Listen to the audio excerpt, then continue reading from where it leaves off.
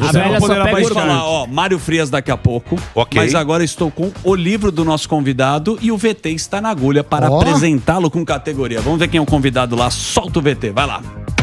No programa de hoje teremos a presença mais que ilustre de um dos maiores jornalistas e escritores desta nação. Toca bateria e violão, mas isso é outra história. Foi um gigante como correspondente internacional pelos 4 cantos do mundo. Escreveu livros sobre Jesus, Maria e Aparecida, mas também sobre política como candidato. Sem mais delongas, com vocês, Rodrigo Álvares.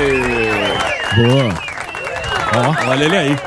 Fala, Rodrigão, como é que estão as coisas, meu querido? Legal, simpático aí, obrigado pela apresentação tão agradável, obrigado. Tudo Merece. bem? Tudo tranquilo, tudo certo. O candidato é uma sátira, né? Tem que ser, pô, o Brasil de hoje só com sátira, né? Pô? Mas você acha que sempre não foi assim? Sempre não foi nesse Sempre esquema? foi assim, claro que foi, só que eu não era escritor antes, né? Então, eu acho que em todos os tempos nós tivemos sátiras a fazer. Volta no Jânio pra você ver a sátira que não dá o Jânio, né? E aí, o que o meu personagem faz? O personagem ficcional, o Almeidinha, que é um cara muito inteligente, um paraibano, sociólogo, jornalista, ele volta no tempo, né? Acontece algo mágico, meio no estilo de Volta para o Futuro. Ele volta a 1958, que é o ano que ele sempre achou que era o melhor ano da história do Brasil, porque tinha bossa nova, porque o Brasil tinha um crescimento econômico muito bom, estradas sendo feitas, indústria automobilística, aquele tempo do JK, que a gente conhece, mas ele chega lá e vai convivendo com a turma da bossa nova, fica muito eufórico, mas logo vê que o Brasil está rumando para uma ditadura. Então o livro se desenvolve com a história de Almeidinha no passado, ele convive meio à la Forrest Gump, né, com os presidentes do passado. Ele encontra JK, ele encontra o populista Jânio, ele encontra o Jango já à beira de ser tirado do poder e tenta modificar essa história até que ele percebe que não é possível porque a ditadura está chegando. Ele, inclusive, se encontra com os militares, se encontra com Geisel, se encontra com Golbery, e depois vão começar uma série de torturas e assassinatos no Brasil. E aí a história volta para o nosso tempo. Então tem um livro, tem um paralelo, né, entre o que foi o Brasil dos anos 50 e 60 com o Brasil que no livro eu chamo, né, de Jairo. É o nome ficcional do presidente Jair Bolsonaro. Muito bem.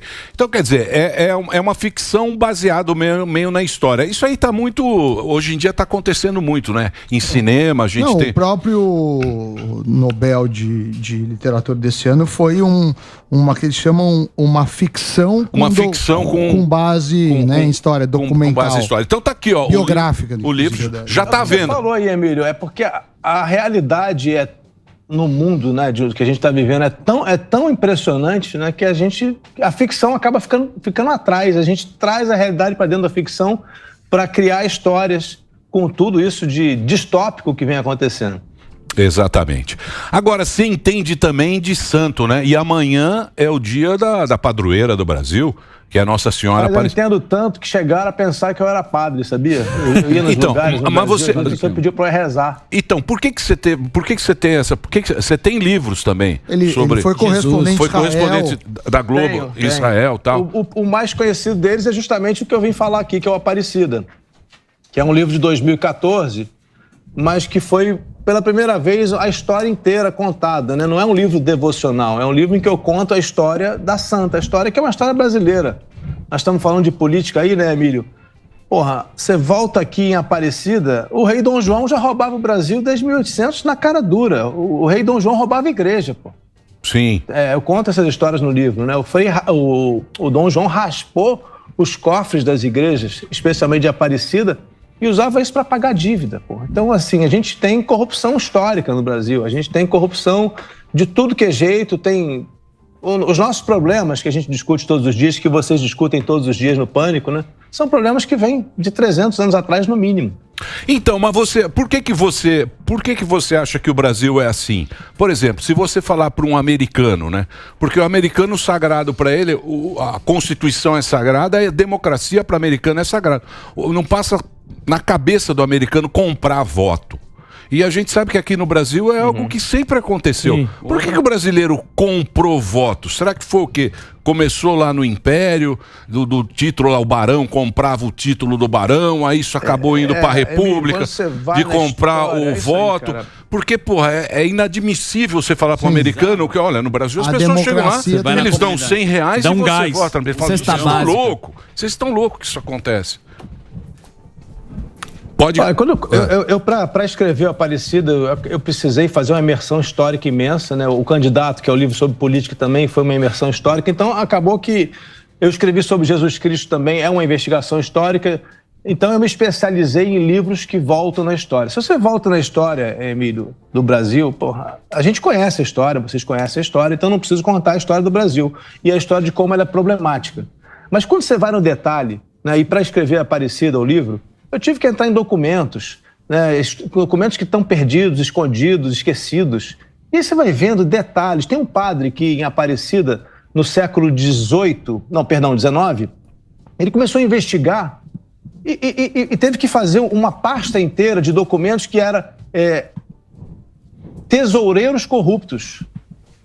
Era o nome da pasta que tinha em Aparecida. Eram os tesoureiros colocados pelo Império, que expulsou os padres da administração das igrejas brasileiras e colocou os amigos do rei para cuidar. Então você vê que essa história de amigo do rei já é muito antiga, e depois isso vai virando uma política de toma lá da cá, que a gente conhece. Então, se você vai ver, né, quando a gente olha para a história, inclusive recente do Brasil, eu acho importante destacar isso, ainda mais que a gente está na beira de uma eleição aí, todo presidente brasileiro negociou com deputados e senadores corruptos. Todo presidente brasileiro teve que passar, ou teve não, né? Acabou se entregando à corrupção e corrompendo esse que a gente chama hoje de centrão. Isso teve no Fernando Henrique, isso teve com o PSDB, quando começou o mensalão lá em Minas, isso teve no Lula, teve petrolão, teve mensalão no Lula, tem agora no Bolsonaro, orçamento secreto. Então, assim, não tem um presidente brasileiro que não lidou com a corrupção. Seja com a mão dele suja, ou seja, ele mandando o partido dele sujar a mão. Então, essa discussão é a base da nossa história. A corrupção é a paz do Brasil. Tem que comprar todo mundo para deixar acomodar todo mundo. Aí a coisa vai andando. Mas sai do nosso bolso, né? E a gente nunca vê isso aqui indo para frente. Pois não, Zuzu? O jornalista, excelente escritor, mas eu preciso enaltecer aí o seu trabalho. Enaltecer? Trabalho como correspondente. Ah, sim. O cara já viajou, Israel, fez guerra, que é uma coisa muito maluca, Israel e Hamas, e eu queria que você contasse por que eu estou pedindo essa questão. Eu vi seu Instagram, onde você colocou a sua cobertura na guerra de Israel e Hamas, que você falou, saudades nenhuma da guerra, mas da experiência. Então, com um cara que faz isso, cara, tem história para contar. Diga lá, qual foi a experiência que você teve cobrindo guerra? O pior foi, quer dizer, o pior no sentido de risco, né? Mas o mais interessante foi a guerra de Gaza em 2014, quando houve o maior confronto dos últimos tempos entre Israel e o Hamas. E ali eu estava na fronteira cobrindo os combates, né? Acompanhando com os tanques israelenses. Caiu o microfone aqui, deixa eu arrumar aqui, senão não tem som. Pronto. Pode ir, vai lá. E aí, passava-me isso na cabeça ali todo dia, né? Eu cheguei a ver passando realmente um daqueles mísseis pequenos, chamados morteiros, né? Que são médios, de curto alcance, em cima de mim, caindo a 100 metros de mim. Israel, em determinado momento, começou a se irritar com jornalistas, porque queria terminar com uma manifestação palestina, mas tinha muita imprensa. Eles começaram a jogar gás para cima de nós. Então eu recebi bomba de gás na cara. Isso você sabe o que é, né? Eu tinha máscara, mas o idiota não levou a máscara naquela hora, porque não estava tranquilo até onde eu estava. E deixei a máscara no carro e foi justamente contra nós a bomba de gás. E depois Israel, naquele dia, matou com munição de verdade 4 palestinos. Então foi um negócio muito tenso, né? Porque você tem dois lados disputando, os dois acham que tem razão. Se você começa a ouvir um israelense, você acha que ele tem razão. Se você começa a ouvir o palestino, você acha que ele tem razão. Você precisa entrar muito na história para entender onde é que estão as minúcias ali, né? E, na verdade, todo mundo tem um pouco de razão nos seus argumentos. E você está, de repente, no meio dessas bombas. Então, foi muito enriquecedor. Você viver em Israel, tem todo lado religioso, o lado do contato com a fé, não só cristã, como judaica e islâmica, que são interessantíssimas, falam muito do que é a humanidade hoje, né? Nos explicam muito sobre o mundo de hoje. Então, essa experiência de 4 anos, para mim, foi riquíssima pelo lado do confronto Palestina e Israel e pelo lado da religião, que eu já tinha escrito Aparecida, né? Que eu terminei quando cheguei em Israel, depois eu escrevi mais 5 livros, sendo 2 deles biografias de Jesus e uma biografia que começa com a ressurreição de Jesus e conta a história dos apóstolos depois da morte de Jesus, que é o livro chamado Cristo. Boa. Então foi um tempo muito interessante, entre a guerra e a religião. E esses livros estão à venda, né? Na Amazon e tal. Tá tudo em catálogo ainda. Esse aqui é o último, ó. Você está lançando agora, que é o candidato, que é a história do Almeidinha. Paraibano. Isso. Cheio de quest. O Almeidinha, quest. É isso, Superman? Tem pergunta ou não? Eu acho interessante a temática religiosa, né? Considerando a véspera do feriado. E eu queria saber de onde surgiu o interesse de escrever sobre isso, Rodrigo. Porque eu sou, assim, né, agnóstico, mas eu respeito... Você é sem alma. Esse não tem mesmo, não. Sem alma. Mas eu respeito muito os valores cristãos. Eu acho legal quando alguém escreve sobre isso, até para mostrar a importância de cultivar valores cristãos no mundo hoje. E eu queria saber, de onde veio? Foi dessa a essência? Foi a partir daí que você começou a escrever a respeito disso? Olha, a história o interesse pelos valores cristãos está na base de tudo, né? Eu acho que você falou isso aí da discussão, não posso deixar de dizer, nós estamos discutindo hoje isso, né? Os valores cristãos entraram na agenda política brasileira, né? Vocês falam muito disso aqui também, no Pânico. Entraram na agenda brasileira com uma força que a gente não via antes, né? Ou que a gente viu em algumas eleições, mas não era uma normalidade no Brasil. E os valores cristãos de compaixão, né, o valor principal de Jesus, que é a mensagem de amar o outro acima de qualquer coisa, né? É preciso uma leitura mais ampla do que significa isso, né? Não é simplesmente ser gentil com o outro, mas é realmente gostar do outro, né? A questão da empatia, que é um valor muito cristão e muito esquecido nos tempos de hoje. Eu fui buscar lá atrás entender por que Jesus era tão importante. Por que a gente ainda hoje para falar deste que é o homem mais importante da história, como eu chamei no livro, o homem mais amado da história? Porque não é tão simples assim, né? A gente sabe que quando a gente volta na história e você começa a entender a história de Jesus, Jesus poderia não ter sido o cara. Tinha outros candidatos. Tinha um cara chamado Simão, que era uma fera, movia multidões, se dizia o Messias. Tinha um outro chamado Dositeu, que atravessava paredes, era um mágico, sensacional. Também se dizia Messias, candidato a Messias. João Batista, que precedeu Jesus, foi o cara mais foda do tempo dele, mais que Jesus enquanto ele era vivo, porque Jesus, a fama dele é muito maior depois da morte. João Batista movia o mundo.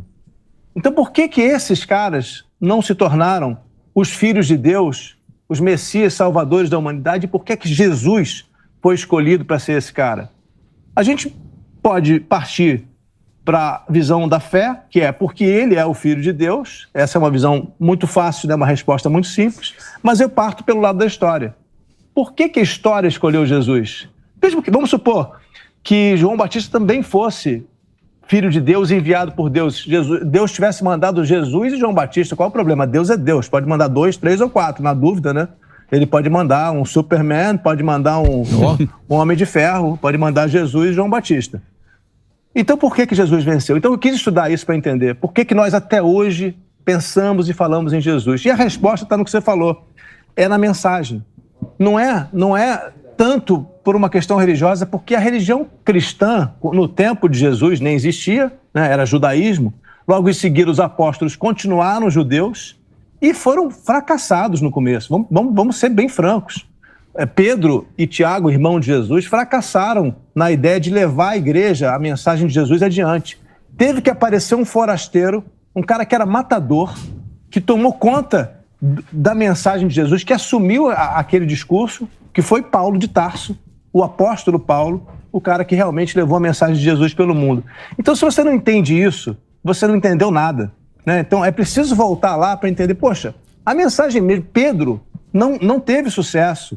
né, a gente, com todo respeito digo isso, mas a igreja coloca Pedro como fundador da igreja, a Igreja Católica. Pedro não foi o fundador da Igreja Católica. O criador da Igreja Católica que a gente conhece hoje é Paulo. Sim. E o primeiro que segurou o cajado de Jesus foi Tiago, irmão dele. Então, quando você começa a entender isso, você vai entendendo também que tinha política na questão.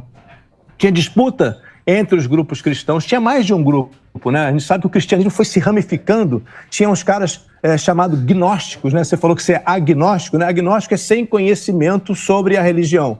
O gnóstico é o que tem conhecimento. Eram os caras místicos que misturavam astrologia, astronomia com cristianismo. É sensacional, né? Os livros que se perderam foram queimados por ordem da Igreja de Roma. Então você vê que o cristianismo foi se diversificando. Por que um venceu, né? Esse cristianismo que hoje se ramifica entre evangélicos e católicos, que na verdade tem a mesma origem? Por que esse venceu se tinha tantos outros?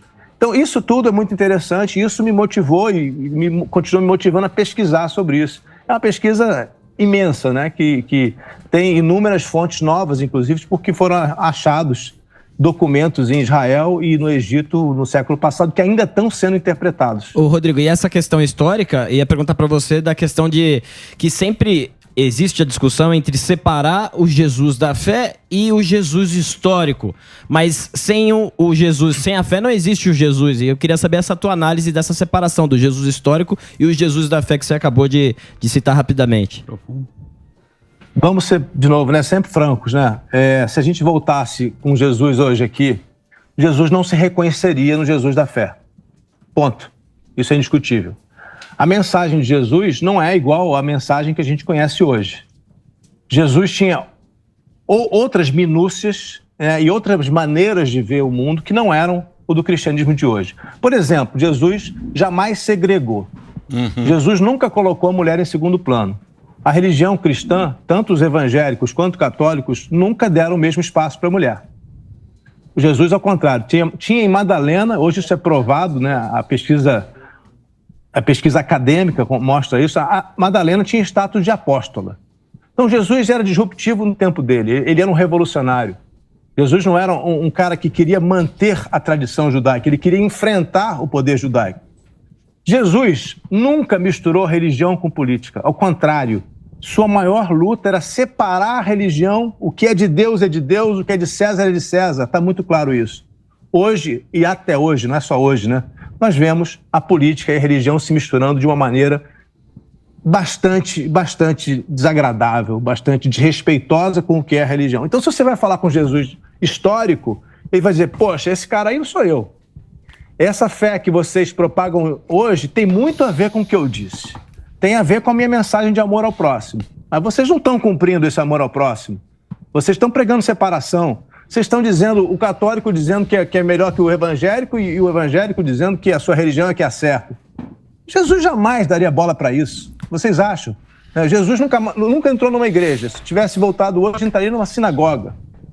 Ou seja, o Jesus de hoje, ele é muito modificado ao longo do tempo. Sim, sim. E o meu resgate nos livros é justamente tentar entender quem foi esse cara lá atrás, o que ele pregou lá atrás antes que viessem as mudanças no seu discurso e na sua trajetória. A gente sabe, o povo, né, a gente, né, de maneira geral, o ser humano é criador de mitos. Ele prefere a fantasia do que a realidade. A fantasia, né, a ficção, ela é mais simples.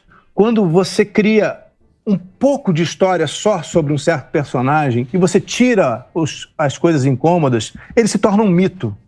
Ele se torna imbatível. Mas quando você vai nas minúcias, você encontra aqui e ali os problemas que ele tinha. Então, o Jesus também. Jesus tem... Por que de vez em quando as pessoas falam Jesus defendeu para pegar em armas? Porra, defendeu. Mas você acha que Jesus ter defendido uma vez ou duas significa que ele era um cara que defendia a guerra? Não. Então, quando você começa a tirar o discurso de Jesus, ou o discurso que é atribuído a Jesus de contexto, você vai perdendo Jesus. Então, se a gente quer voltar em Jesus, a mensagem é compaixão, a mensagem é eu gosto do outro independente de quem ele é. Jesus chega para o cobrador de impostos e traz ele para perto. O cobrador de impostos era a escória da sociedade. Sim. Ele chega pro estranho, traz para perto, pro estrangeiro. O Jesus era... Tem xenofobia em Jesus. O Jesus era meio vai Corinthians, falava, vai Corinthians, vamos aqui, ó. Ah, eu sou não sei o que, não tem problema, você acredita? Vem aqui comigo, vamos comigo. Ele não tinha preconceito com ninguém, não julgava ninguém. E também, o legal, eu acho legal da filosofia cristã é isso, né? Você sentir a dor do outro, você se colocar no lugar do outro. Exato. Que é um negócio muito bacana. Mas isso aí foi se perdendo, né, Rodrigo? Isso é a ciência, a gente acabou se perdendo. Hoje em dia, se você pegar países que tinham assim muito cristianismo, hoje o namastê é muito mais chique, muito mais elegante e muito mais sensacional e cool do que ser cristão. Né, o namastê, Mas sabe o que é, Emílio? O guru, é muito chique ter um guru e os princípios mesmo. Por isso que eu acho que esse negócio que os caras pegam, né, agora tem lá os caras da direita, que é família, pátria, família, pátria, hein? Vida de Deus. Deus, Padre, Família e Liberdade. Deus, Pátria e Família. Liberdade. Porque são coisas, cara, são coisas que a gente foi meio que deixando pra lá, né? Esses valores. Esses valores, aí, por exemplo, não dá pra misturar isso aí, não dá pra misturar com Deus política e pátria e se dizer seguidor de Jesus, porra. Não, eu sei, mas o que eu tô falando, o que eu tô falando pra você é o seguinte, Jesus é o Lula. Que esses valores, isso que a gente tá falando agora, foi meio que esquecido no mundo ocidental. Foi. São valores que... O que aconteceu? Qual é a grande questão? Tá em todo o tempo a mesma coisa. É quando você pega o cristianismo, começa a usar ele como uma forma de manipulação, quando você usa o cristianismo como instrumento da política, ele perde a força, ele perde a originalidade, pelo menos. Força não, porque tem muita força ainda hoje, e a gente sabe do poder, né? Quando se associa Jesus a qualquer projeto, esse projeto cresce. Isso é certo, né? Então, em toda a história, Jesus foi usado por políticos da esquerda e da direita, tá? É bom que se diga isso. No meu livro Aparecida eu conto como Getúlio, por exemplo, percebendo que precisava ganhar popularidade, foi lá e se abraçou a Aparecida. Ele não sabia nem o que fazer. O cardeal deu a imagem para ele, foram consagrar a Aparecida, padroeira do Brasil, em 1931. Getúlio olhou, aí chegou um bispo no ouvido dele, é para beijar, presidente. Aí o presidente beijou, porque ele não sabia nem o que fazer, mas ele queria a fotografia, queria a imagem nos jornais. A ditadura veio depois, precisando de popularidade, num tempo de torturas, perseguição, queria se mostrar popular, pegou a Aparecida e promoveu uma viagem pelo Brasil inteiro, pagou uma viagem no avião da FAB para a imagem de Aparecida, percorreu o Brasil para melhorar a imagem dos generais. A Aparecida ganhou um grande certificado, um título de generalíssima do Exército Brasileiro. Essa ninguém tinha ouvido, né? Mas é fato. Então, assim, a esquerda e a direita se apropriam da religião. Isso é histórico. Eu acho que a gente não pode deixar isso acontecer. A gente tem que entender o que é política. O que realmente interessa para o Brasil hoje. Tem gente passando fome. Pô, a gente está aqui, a gente está bem vestido porque a gente comeu bem. A gente teve escola boa, mas a maior parte não teve. Então precisa mexer em alguma coisa, tem alguma coisa errada. Tem gente que vai ao hospital de merda, né? A gente sabe disso. Quem pode pagar vai no bom, quem não pode vai pra fila. E a turma quer complicado. Ainda. Então assim, o que me pergunto e jogo a pergunta para vocês aí, porque o assunto é diário, né? Eu acho que vocês falam diariamente sobre isso. Por que nós estamos misturando política com religião? Por que nós estamos falando de aborto? Eu vi vocês falando agora. Eu faço uma crítica aqui. Por que falar de aborto se o Brasil está com uma série de outras questões muito mais imediatas e ninguém está querendo mexer com aborto, ninguém está falando que vai mudar nada? Essa não é a pauta. Por que isso entrou na pauta? Porque entrou na... Porque todo mundo utiliza. Porque toda vez que tem eleição, essa pauta entra. Aqui nos Estados Unidos, no mundo inteiro. Essa pauta não era nossa. Eu sei, mas é uma pauta... Nós estamos importando a merda dos americanos. Porque sempre se importou tudo dos Estados Unidos pra cá. E porque isso é uma realidade aqui que a gente sabe que também é. Na hora da eleição, ninguém gosta de levantar, mas a gente sabe que tem político que é a favor e a gente sabe muito bem que... Mas olha só, veja bem. O Fernando Henrique era ateu e foi um ótimo presidente, eu acho, pelo menos. Não, mais ou menos, né? Foi meio... foi eleito porque era ateu. Também mexeu ali, também mexeu ali. Também não é ele vai chegar, peraí. Não, tudo bem. Fernando Henrique também deu umas pedaladas. Pedalou bem. Fernando Henrique. Eu quero ver ele concluir. Lula nem Bolsonaro se salva na pedalada. Mas o Fernando Henrique também não é santo, não. Você sabe disso. Também não. Vamos lá. A gente sabe que santo não governa no Brasil. Não tem como governar o Brasil se o cara for santo e o partido dele não negociar com o Centrão, ou seja lá quem for. Mas o que a gente estava falando de... desculpa, você falou e agora eu perdi aqui. Você está falando do aborto. Do aborto. Pois é, o que eu quero dizer não é o seguinte... É importante, óbvio que é importante a questão do aborto, óbvio. Mas não é isso que vai determinar se um presidente vai ser bom para o Brasil ou não, até porque isso não está em discussão. Essa não é uma questão, vamos mudar amanhã, vai liberar o aborto geral, vamos botar a clínica do lado de posto de gasolina. Ninguém está falando nisso. A Argentina liberou. Isso não é um debate sério. Argentina liberou, Colômbia liberou. Mas isso não... Tá na pauta também. Liberou em condições, em certas condições, né? Não, pera lá. Condições. Isso aí tá na pauta de progressista, Rodrigo. Exatamente. Você me desculpa. Aí a gente tem que ver para onde que a gente quer levar o país. Se é pro progressismo que tá na Argentina hoje em dia e outros países aí, ou se a gente quer continuar com essa questão. Aí é questão ideológica. E pelo que eu tô vendo aqui, o que você tá levantando, você tá colocando a religião e o povo evangélico e o povo cristão como os grandes hipócritas aqui do Brasil. É o que eu tô entendendo. Não, ou eu tô enganado? Tá dizendo isso, eu não tô dizendo isso. Você quis dizer. Tá dizendo isso. Não, ele tá dizendo o seguinte, que essa pauta não interessa nesse momento. Não, ele tá falando do aborto, mas o que ele vem dizendo aí... Foi isso que eu falei. Não é a pauta mais... Tem coisa pra discutir. Você vai me desculpar, mas é isso.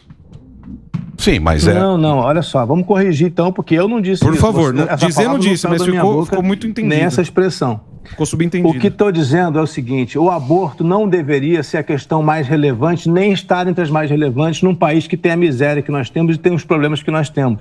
O aborto não está na pauta hoje no Brasil. Pode estar na Argentina, pode estar em outros lugares, mas não é essa a questão mais relevante hoje no Brasil. Não deveria, a meu ver, ser isso a questão principal na escolha de um presidente. Também acredito nisso. A gente tem, por exemplo, muito pior do que o que você está falando, a questão do aborto, para mim, é um presidente querer botar 5 ministros no Supremo a mais para esvaziar e poder controlar o Supremo. Isso tem que ser discutido, porque isso aí é uma tentativa de golpe anunciada. Nossa Senhora. Então, isso é muito mais sério agora do que falar de aborto. Rodrigo, e o que você acha? Eu não estou defendendo candidato nenhum. Não, eu sei, mas eu queria colocar o seguinte, o que você acha de um candidato a presidente que não tem plano nenhum de governo e você não sabe o que ele vai fazer e a única coisa que você sabe é que ele vai voltar e o Brasil vai voltar a ser feliz de novo?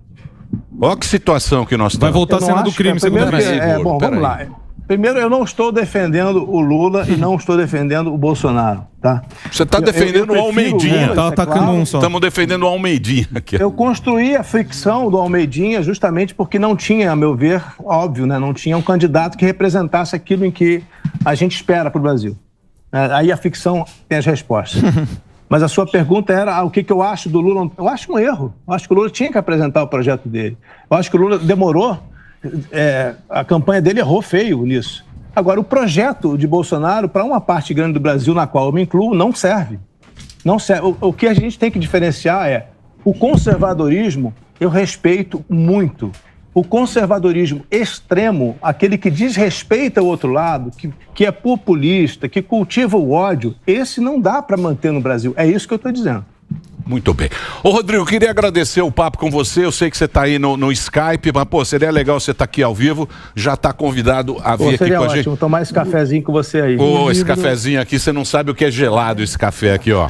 Mas foi um prazer falar com você. Ó, deixa eu só mostrar aqui mais uma vez. O candidato está aqui para... agradecer, cara. Olha só. Oi, pode falar. A tua postura é legal, entendeu? Essa postura de poder conversar é muito bacana. A gente tem que fazer mais isso.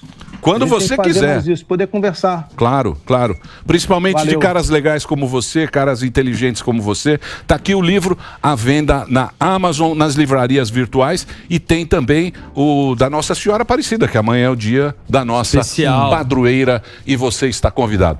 Obrigado, Rodrigo. Obrigado aí pelo papo. Um abraço para todos vocês. Muito bem. Olha, deixa eu só falar uma coisa para vocês antes do nosso próximo convidado.